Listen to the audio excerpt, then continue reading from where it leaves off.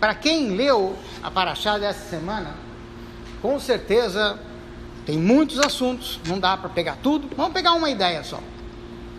Tem 2 personagens na Parashá que de uma certa forma quase estão se degladiando. Yaakov se encontra com Esav. Esav quase queria, enfim, fazer alguma coisa não muito positiva para Yaakov e a sua família, e aí, de alguma maneira, a coisa se reverteu, Yaakov saiu vivo desse encontro, um foi para um lado e o outro foi para o outro, e graças a Deus acabou todo mundo feliz.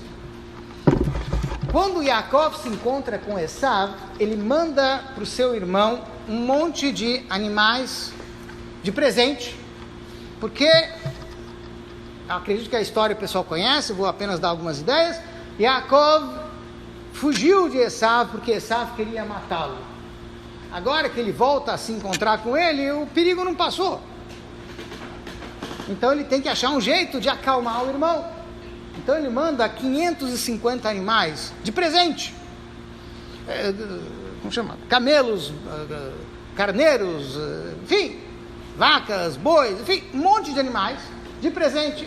E devagarzinho, aos pouquinhos, vai mandando para o cara encher os olhos. Uau, tudo isso aqui é para mim. E aí, quem sabe, Yaakov, entre outras coisas, Esav, entre outras coisas, vai se acalmar.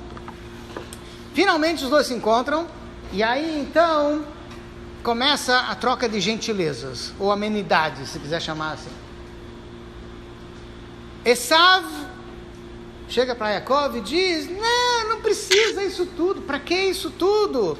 Yesh li rav, eu já tenho muito. Sim? E Yaakov, eventualmente, diz para ele: não, faço questão, yesh li kol, eu tenho tudo. Qual é a diferença de yesh li rav e yesh li kol? Esav diz: eu tenho muito. Yaakov diz: eu tenho tudo. Sim? Esav diz: eu tenho muito, porque ele quer ter mais. Ele não está satisfeito com o que ele tem. Se eu posso ter muito mais, por que não muito mais? Mas ele fala isso de forma diplomática. Yaakov, ele diz: eu não preciso ter mais, eu preciso viver mais. Então, yesh li kol quer dizer, tudo que eu tenho é o que eu preciso. Deixa eu fazer um parênteses. Alguém aqui sabe o que é Shabat? Shabat? Sim. Muito bem. Em Shabat, sim? Tem que descansar ou não? Também? O que faz Shabat? Descansa? Sim? Não?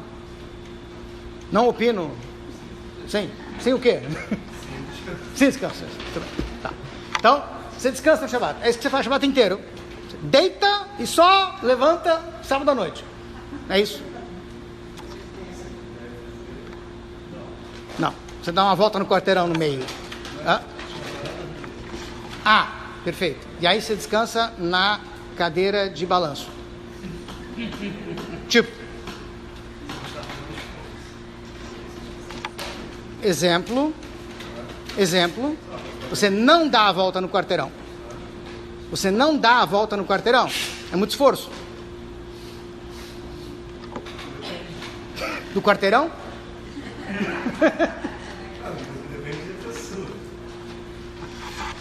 Tá, então, desculpe se eu estou lhe perturbando, não foi minha intenção. Shabat não é dia de descanso. Não tem como ser. Se você mora no 15º andar, como é que você vai chegar em casa em Shabat? Subindo as escadas. Vai descansar muito. Esforçar, pouco. E depois vai para casa. É isso? Tá. Então Shabat não é dia de descanso. Sim ou não? É ou não é? Então vamos lá. Shabat não é dia de descanso. Isso não está escrito. Shabat é dia de greve. E Shabat é dia de tranquilidade. Em hebraico, lishbot quer dizer fazer greve. Então você faz piquete na porta da loja, da fábrica e não entra. Hoje eu não trabalho. O que é greve? Não é isso? Então não trabalho. Então é dia de greve. Esse tipo de trabalho eu não faço. Hoje é meu dia de greve. Por outro lado, está escrito que Shabat é Yom Menucha. O que é Menucha? Não é descanso. Você não pegou ainda o espírito da coisa. Não pode ser descanso, porque eu estou malhando descanso desde o começo. Tem que ser outra coisa. Vou te explicar.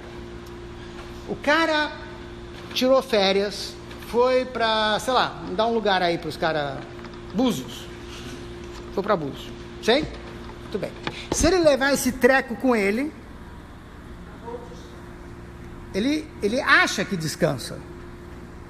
Mas ele não tem mais tranquilidade. Entende o que eu estou falando?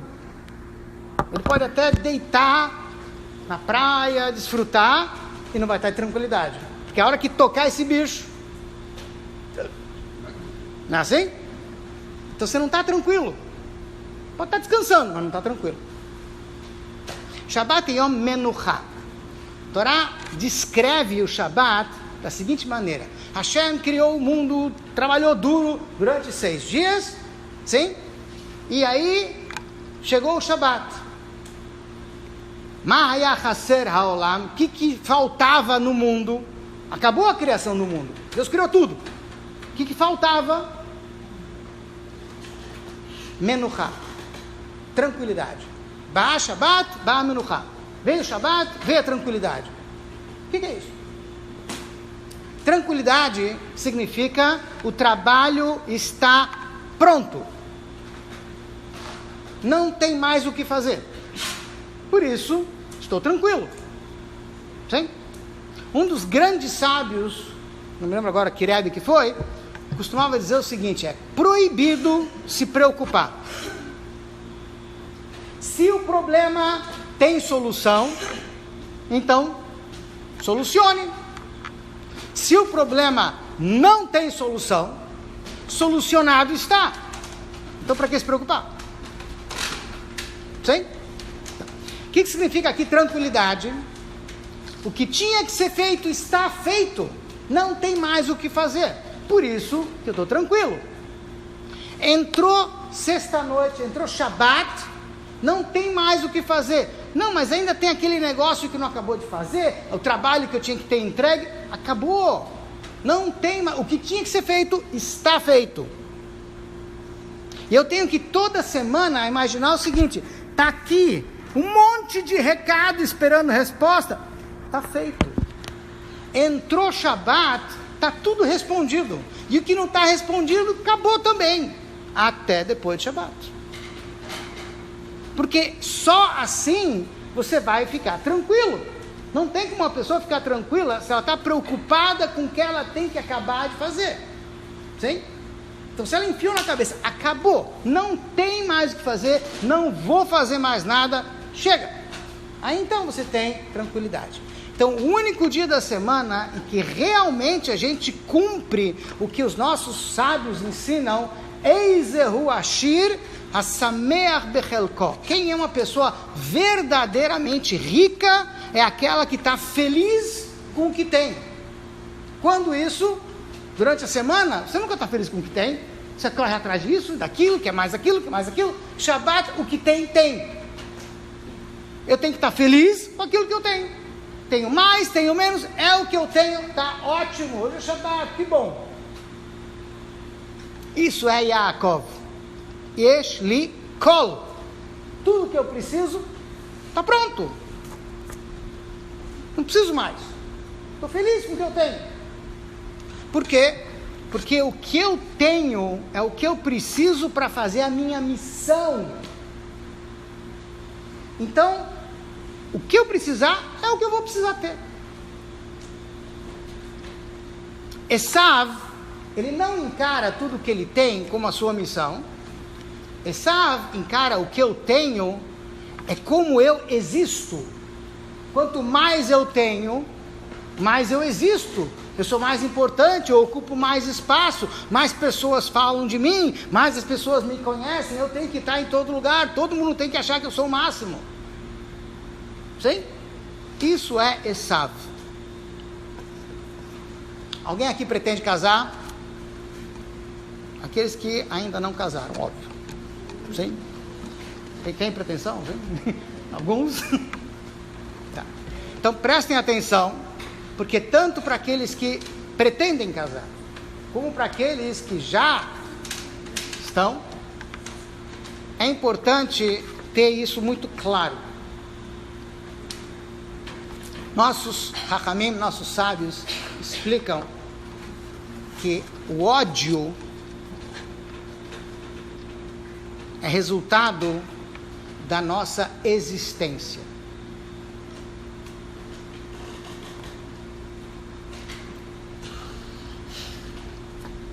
Quando eu quero ocupar todo o espaço, qualquer um que entra na minha vida, tira o meu espaço, sim? Está me agredindo, eu odeio. Isso é um ódio, que o pessoal chama de ódio sem sentido, ódio gratuito. Não é gratuito. É porque aquela pessoa está tirando o meu espaço. Às vezes a pessoa não fez nada para você. A única coisa que a pessoa fez é existir. Mas a existência dela está diminuindo a tua. Por quê? Porque aquela pessoa, por algum motivo, ficou mais famosa do que você. Por algum motivo, não sei, alguma coisa que ela tem e você não tem te incomoda. Então, ela está ocupando mais espaço do que você. É um problema. Como a gente faz para ter sucesso no casamento? Então, os nossos Chachamim, nossos sábios, dizem a seguinte frase: Ish ve'isha zahu Shekhinah benehem. Se o homem e a mulher têm zechut, zahu, eles têm méritos, Shekhinah benehem, a presença divina, Deus vai estar entre eles. Isso se o casal, o homem e a mulher, tem zechut, tem méritos, tem mitzvot, sim? Lo zahu, se eles não têm méritos, sim? Aí a Gemara é muito simpática. A Gemara diz que se o casal não tem mitzvot, não tem méritos, esh ochaltam, o fogo vai consumi-los. Simpático, não? Assim, piromaníaco. Não é um pouco forte? Tá bom, não tem mitzvot, mas precisa, o fogo vai consumi-los? O que o fogo tem que... Deus me livre, arrogando praga para os casais? Os nossos grandes sábios não tinham mais o que fazer na vida do que ficar arrogando praga para os casais? Alguns deles até ainda não casados? E a resposta é a seguinte: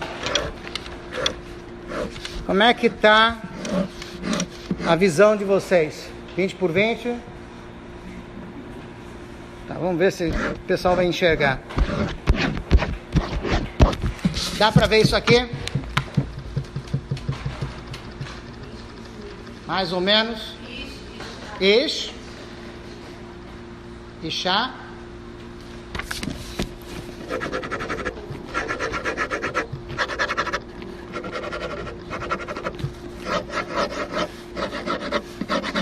Tá bom, vamos caprichar um pouquinho mais.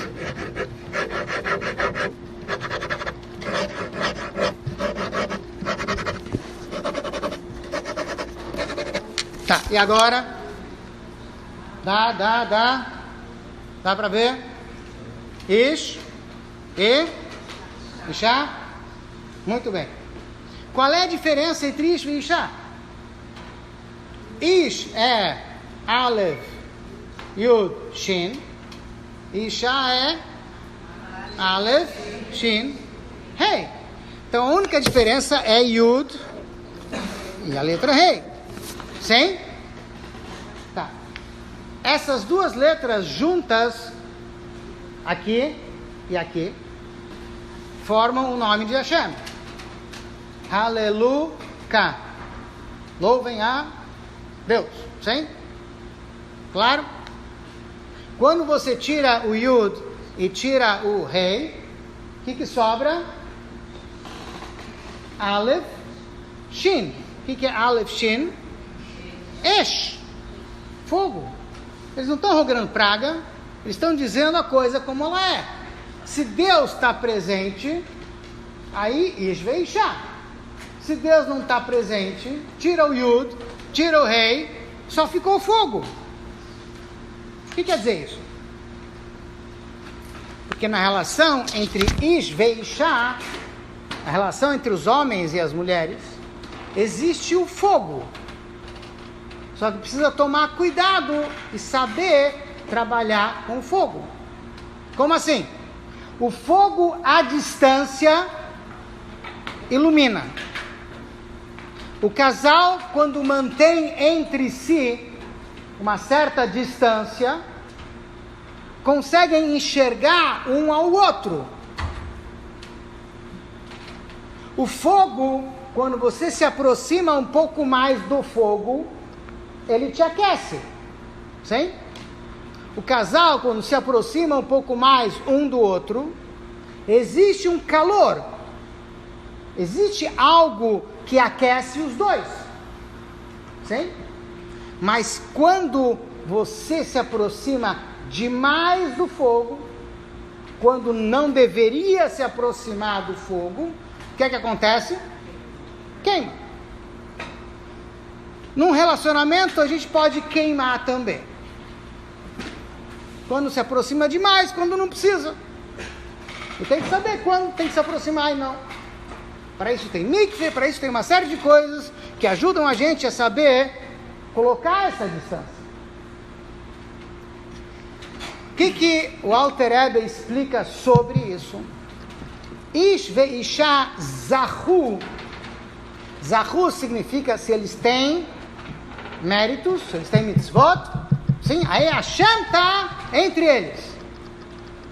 Hassidut vai um pouquinho mais fundo e explica que a palavra zahu vem de zehut, mérito, e a palavra zahu vem de shemen zayit zach. Zach, em hebraico, quer dizer refinado. Ish ve'isha zahu, quando um cavalheiro e uma senhorita são refinados, Shechina benehem, aí Deus está lá com eles. O que significa ser uma pessoa refinada?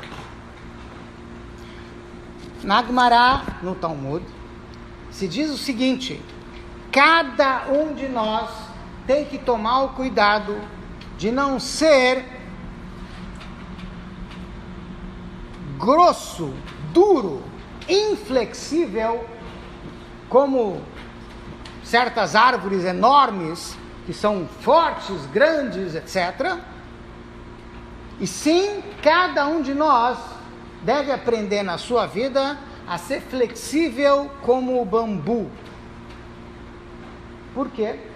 Essas árvores grandes, grossas, enfim, elas parecem muito firmes, muito fortes.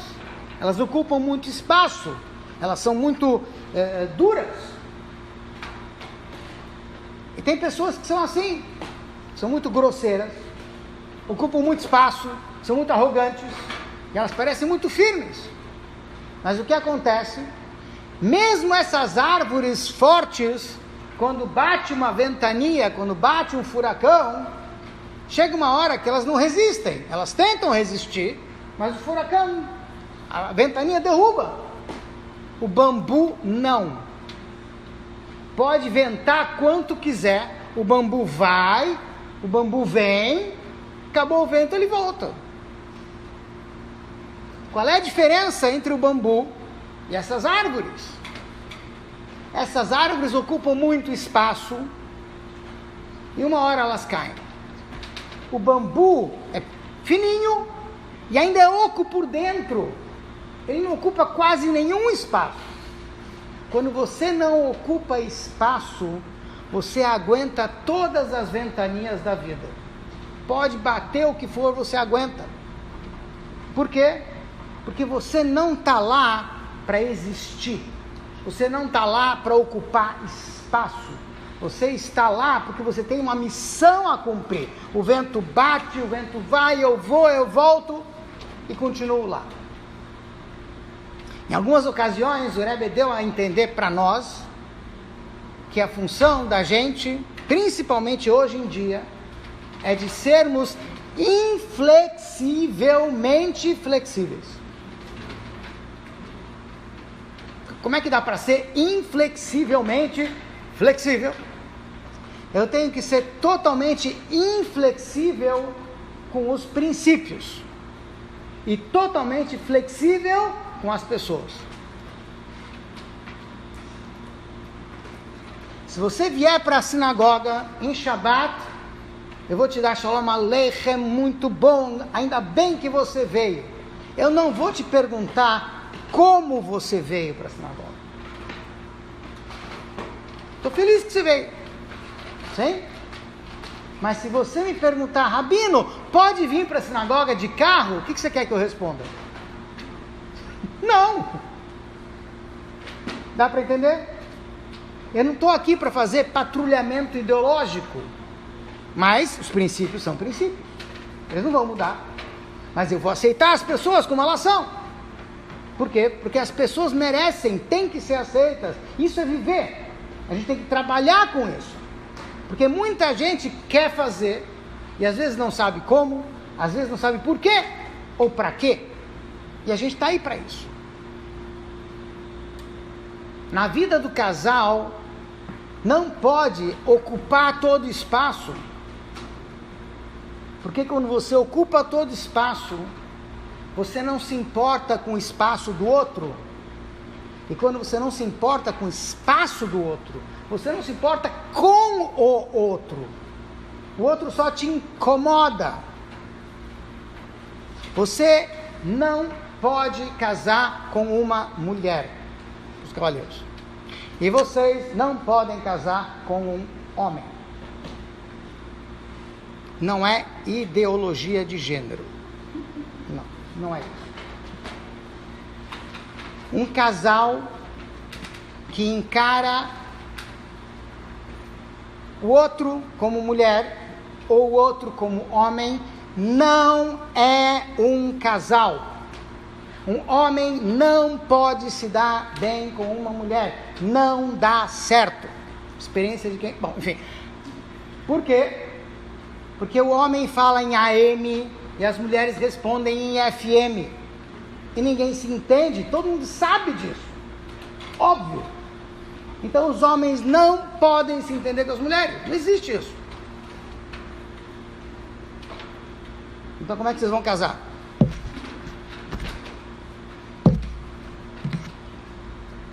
Complicado, não? Pouco. Um marido casa com uma esposa, não com uma mulher. Uma esposa casa com um marido, não com um homem. Não existe marido sem esposa. Não existe esposa sem marido. Por quê? Homem e mulher é ocupar espaço. É eu. Eu quero isso, eu quero isso, eu quero aquilo. Marido e esposa é uma missão. É viver. Enquanto ele olha a si mesmo como marido, ele precisa cuidar da sua esposa. Não é a mulher dele. Enquanto ela se encara como esposa, ela tem que cuidar dele. Porque não é o homem dela, é o marido dela. Essa é a vida deles. É assim que você vive. Eu não posso viver sem ele, ele não pode viver sem ela. É viver, não é existir. É completamente diferente. Por isso que ele diz aqui, Ish veisha zahu, se o homem e a mulher conseguem se refinar. Veja bem, refinar é ficar fino, não é assim? Ficar fino, além de emagrecer, claro que é muito bom, mas ficar fino significa não ocupar espaço. Eu não estou preocupado com o meu espaço, eu estou preocupado com o espaço dos outros.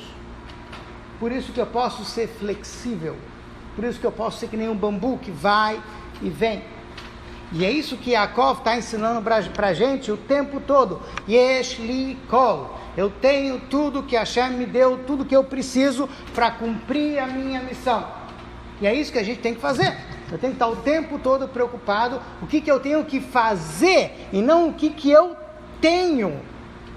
Não é apenas o que eu tenho. E aquilo que eu tenho serve para aquilo que eu tenho que fazer. Então a Torá ensina que a gente tem que viver. Por isso que chama-se Torat Chaim. A Torá da vida. Por que é Chaim em hebraico? O pessoal anda por aí com um rai pendurado na correntinha. E aí fala o que é rai, quanto vale rai? Quanto vale o rai? 18. Muito bem. Então 18 é... Rai. Rai é vida? Não. Rai é empresa de telefone. Rai é vivo. Não é vida. Isso é Rai, vivo. Tá? Vida é Chaim. Sim? Muito bem. Chaim é plural. É duas vidas. O que significa isso? Para nós, Yehudim, nós judeus, sabemos que viver é viver plenamente duas vidas. Tanto a material quanto a espiritual. Não existe vida só espiritual e não existe vida só material. Para a gente, as duas coisas têm que estar ligadas. Eu tenho dinheiro, Baruch Hashem, para quê? Para fazer mitzvot, para poder ajudar os outros. Tem comida, Baruch Hashem, para quê? Para poder trazer mais gente para Shabbat. Não só para eu comer, para a família comer. Sim? Então, o material serve para o espiritual também precisa do material. Uma coisa tem que ser junto com a outra, porque aí é vida. Aí a gente está vivendo, está fazendo aquilo que a gente tem que fazer aqui embaixo. Hashem tirou as nossas almas lá de cima, do Gan Eden, de um lugar extremamente espiritual e celestial, para colocar elas aqui embaixo, para que a gente faça deste mundo uma moradia para Deus. Como é que a gente faz desse mundo uma moradia para Deus? Usando todas as oportunidades que a gente tem no dia a dia para fazer mitzvot. Você está no teu trabalho, foi tomar um copo d'água, você faz uma brachá. No teu trabalho, de repente, Hashem está presente através de uma brachá. Se você não tem um copo d'água no trabalho, mas você falou bom dia para o cara que te cumprimentou, para o porteiro do prédio, para aqueles caras que... O cara lá do posto de gasolina que te disse bom dia, você fez uma mitzvah. Não só isso. Se alguém lhe dá bom dia, boa tarde, boa noite, e você não responde, o Talmud diz que isso é roubar. Brachot, Sechet Brachot traz, a expressão lá é mais ou menos Hagonev et ani bachutz. A pessoa que não responde bom dia é aquele que está roubando o pobre que está na rua. Veja bem, o cara já está na rua, ele já é pobre. O que você já pode roubar desse cara? Não tem o que roubar dele. Sim, pode roubar sim. Você pode roubar o bom dia dele. Se ele te deu um bom dia e você não retribuiu, você está roubando o bom dia dele. Então você tem inúmeras oportunidades de usar o mundo material para fazer mitzvot. Para isso tem que estudar um pouco, tem que saber quais são os mitzvot, para a gente poder usar todas as oportunidades que a gente tem para fazer mitzvot aqui nesse mundo. Que Hashem dê muitas brachot para todo mundo que está aqui, para que sempre possa ter muita saúde, muita felicidade, muita alegria, muita parnassá, muito sustento em tudo que precisa, tanto materialmente como espiritualmente, que a gente possa estar logo todos nós juntos em Jerusalém com Mashiach no terceiro Beit HaMikdash, em Merab, amém, amém.